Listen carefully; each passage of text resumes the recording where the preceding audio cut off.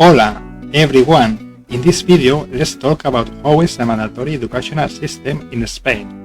I think it should be very similar to other European countries. Let's start.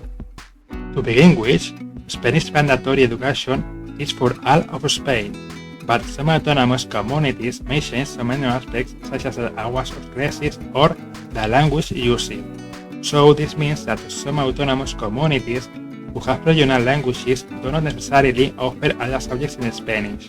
For example, usually, in public schools of Catalonia, except the subject of Spanish, the rest of the subjects are entirely in Catalan, or in the Basque Country, where they also speak Basque language, offers the possibility to study in Spanish or in Basque, to give some examples. But in the end, the content of the subjects should be the same in any part of Spain.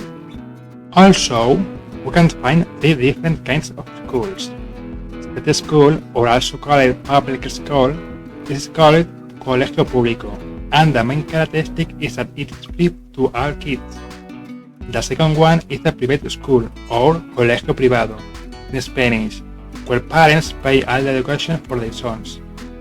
There's a third option, which is a mix of the other two, called colegio concertado, in which it's a private entity but receive funds both from the public administration and the parents of the kids who study there. All schools have the same school calendar, with minor differences such as some regional festivities, but usually, a year in a Spanish school usually starts at the middle of September and ends at the middle of June.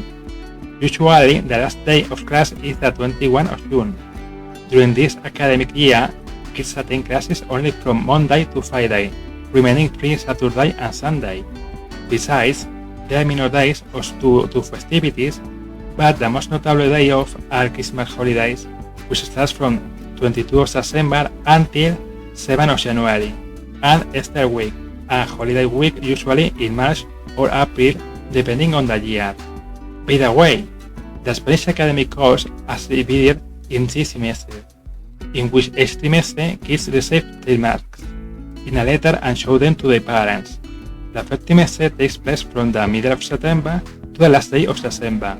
The second trimester takes place from January to the start of the Easter week, and the third trimester takes place from the end of Easter week to the end of June.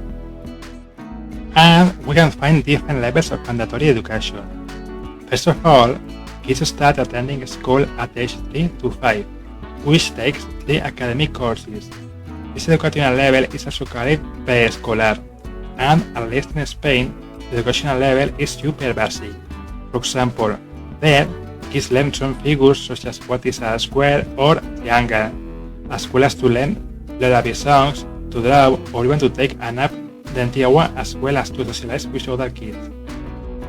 The next level is primary education, in which it takes place from year 6 to 12, so it's divided into 6 academic courses. It may vary from different autonomous communities, but usually the timetable is from Monday to Friday, from 9 a.m. to 1:30 p.m.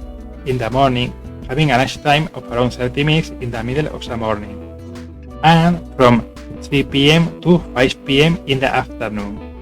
Well, at least that was the timetable for me during primary school and preschool school. Anyways, here, kids start to take real classes, usually with a length of an hour per class, and learn some basic knowledge in English, Spanish language, and some regional language in the autonomous community where the kid is studying as a regional language, science, physical education, and other subjects. Here, it's special to mention that kids start learning a foreign language at this educational level, usually English in the 3rd year, but it may vary from school to school. After completing this level, kids still have to take another mandatory educational level, which is a mandatory secondary education, in Spanish called Educación Secundaria Obligatoria, or also called ESO, which takes place during the next 4 years from years 12 to 16. And as you might imagine, it includes the same subjects from the primary school but explaining more complex concepts, as well as new ones, and optional subjects, such as another optional foreign language to learn, or in some schools subjects like manualities, music, history of art, etc. As for time classes, usually kids start from 8 a.m. to 1:30 p.m. and from 3 to 5 p.m. But this may change from one school to another school, with having classes in the afternoon some days, for example. An aspect to mention from the subjects of the Spanish educational system is that to pass a subject, kids must take different exams which usually has different questions, and then kids have to write the response on their own. So it's not like some countries in which the exam has a type test exam with 4 or 5 responses in which kids have to choose one among them. Here, the most common is that kids have to respond by writing by themselves using their own words.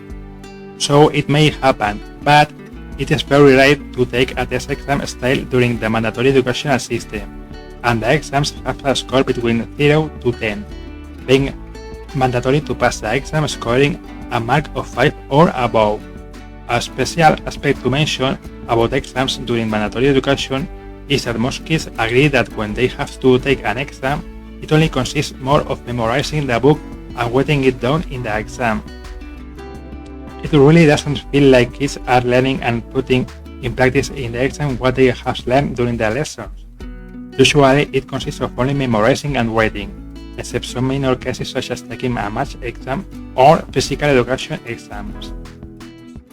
And in general, the other news about the educational system in Spain is that for teachers, it can be very stressful depending on the school.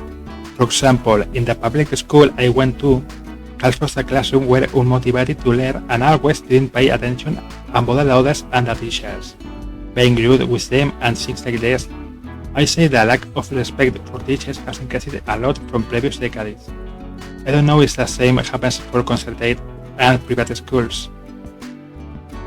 And I didn't mention it before, but of course, during the academic course, kids visit some places such as cultural monuments, and usually they have a final trip in the last year of the secondary mandatory education.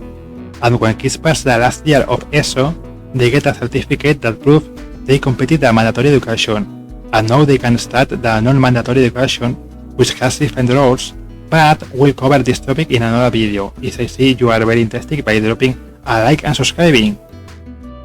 Okay, so in general terms, this would be the most important aspect to tell you about how the Spanish education system works during the age from 3 to 16. And now I'd like to hear from you. What do you think about this system? Is this system different from your country? Do you have some more specific questions? Comment below and subscribe and give a like if you want more content about Spain like this. See you next videos. Adios!